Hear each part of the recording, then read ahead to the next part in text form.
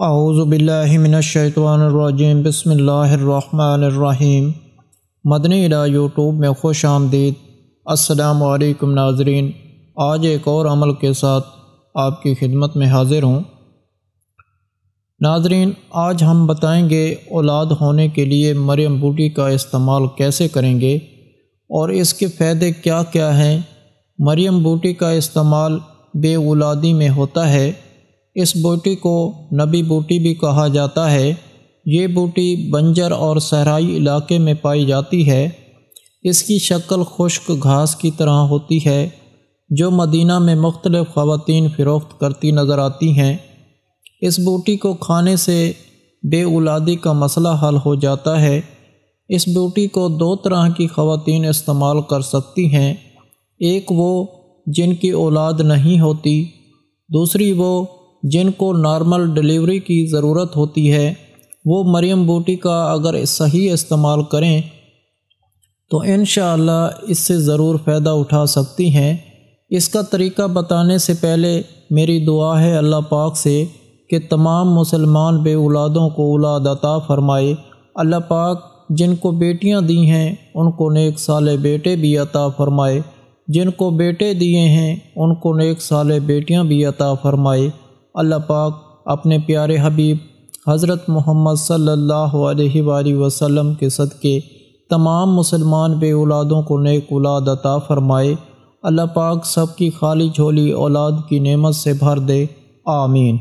آپ سب بھی کمنٹ میں ایک مرتبہ آمین ضرور لکھ دیں، کیا پتہ کس کی آمین کس کے لیے قبول ہو جائے اور اللہ پاک آپ کی دعا کو قبول کر لیں۔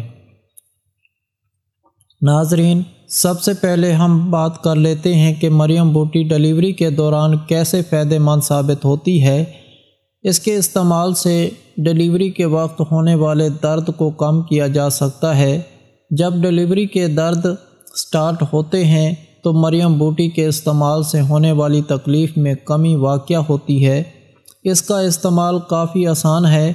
جب بھی درد شروع ہو جائیں تو ایک مٹی کا پیالہ لے لیں، اس کو پانی سے بھر دیں اور پھر مریم بوٹی کو اس پانی کے پیالے میں بھگو دیں۔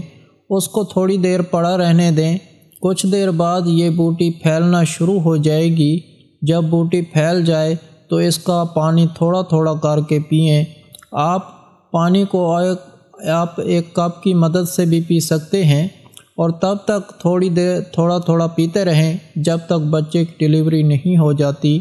اگر پانی پیالے میں ختم ہو جائے تو پانی کو دوبارہ مٹی کے پیالے میں بھرتے جائیں اور تب تک تھوڑا تھوڑا پیتے رہیں جب تک بچے کی پیدائش نہیں ہو جاتی۔ اور جب بچے کی پیدائش ہو جائے اور پانی بچ جائے تو وہ پانی کسی پودے میں بہا دینا ہے۔ پھر بوٹی کو خشک ہونے دیں اور اسی بوٹی کو سنبھال لیں۔ یہ دوبارہ بھی استعمال کی جا سکتی ہے۔ اس بوٹی کو نارمل ڈیلیوری کے لیے ایسے ہی استعمال کیا جا سکتا ہے۔ اس کے علاوہ اگر آپ بے اولاد ہیں تو آپ اس بوٹی کو خشک کر کے پیس لیں یا پھر گرائنڈ کر لیں۔ جب اس کا پاؤڈر بن جائے تو اس کو صاف کسی شیشی میں محفوظ کر لیں اور روزانہ رات کے کھانے سے پہلے آدھا چمچ مریم بوٹی کا استعمال کریں۔ اگر آپ چاہیں تو مریم بوٹی کو صبح و نہار میں بھی آدھا چمچ کھا سکتے ہیں۔ کچھ ہی دنوں میں بے اولادی کا مسئلہ حل ہو جائے گا۔